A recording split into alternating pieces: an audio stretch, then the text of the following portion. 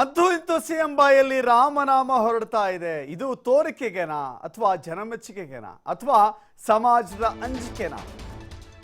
ಮುಖ್ಯಮಂತ್ರಿಗಳು ಜೈ ಶ್ರೀರಾಮ್ ಅಂತ ಹೇಳಿರುವ ವಿಚಾರಕ್ಕೆ ಸಂಬಂಧಪಟ್ಟಂತೆ ಆರ್ ಅಶೋಕ್ ಅವರ ವ್ಯಂಗ್ಯಭರಿತ ಮಾತುಗಳಿವು ತೋರಿಕೆಗೆ, ಮೆಚ್ಚುಗೆಗೆ ಅಥವಾ ಸಮಾಜದ ಅಂಜಿಕೆಗಿರಬೇಕು ಅನ್ನೋದು ಅಶೋಕ್ ಪ್ರಶ್ನೆ.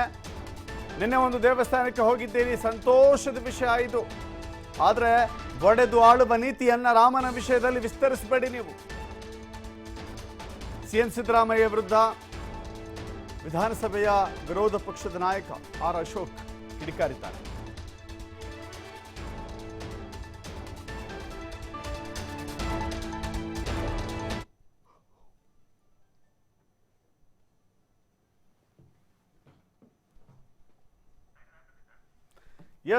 ಎಕ್ಸ್ ಖಾತೆಯಲ್ಲಿ ಇನ್ನಿತರ ಸಾಮಾಜಿಕ ಜಾಲತಾಣಗಳಲ್ಲಿ ವಿಪಕ್ಷ ನಾಯಕ ಆರ್ ಅಶೋಕ್ ಇದನ್ನು ಹಂಚಿಕೊಂಡಿದ್ದಾರೆ.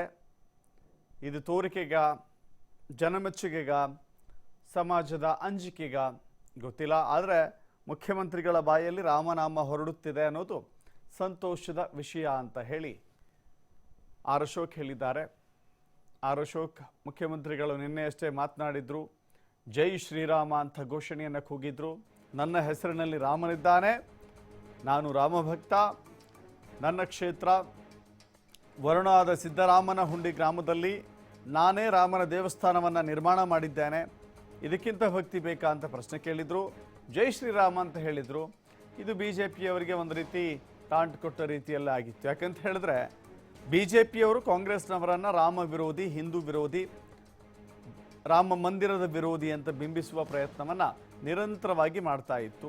ಆದರೆ ಇದೀಗ ನಾನೂ ಹೋಗ್ತೇನೆ ನೋಡಿ, ಮುಖ್ಯಮಂತ್ರಿಗಳು ಹೇಳಿದ್ರು ನಾನು ಕೂಡ ರಾಮ ಮಂದಿರಕ್ಕೆ ಹೋಗ್ತೇನೆ, ಆದರೆ 22ಕ್ಕೆ ಹೋಗಲ್ಲ, ನಂತರದಲ್ಲಿ ಹೋಗ್ತೀನಿ ಅಂತ ಹೇಳುವ ಜಾಣ್ಮೆ ಹೇಳಿಕೆಯನ್ನು ಕೊಟ್ಟಿತ್ತು.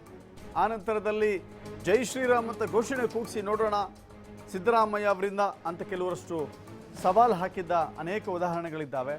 ಆದರೆ ಅದಕ್ಕೆ ಒಂದು ರೀತಿ ಸವಾಲಿಲ್ಲದೇನೆ ಮುಖ್ಯಮಂತ್ರಿಗಳು ಜೈ ಶ್ರೀರಾಮ್ ಅಂತ ಘೋಷಣೆ ಕೂಗಿದ್ರು. ಏನಾದ್ರು ಹೇಳಬೇಕಲ್ಲ ಬಿ ಜೆ ಪಿಯವರು, ಹಿಂಗೆ ಕೇಳ್ತಾ ಇದ್ದಾರೆ.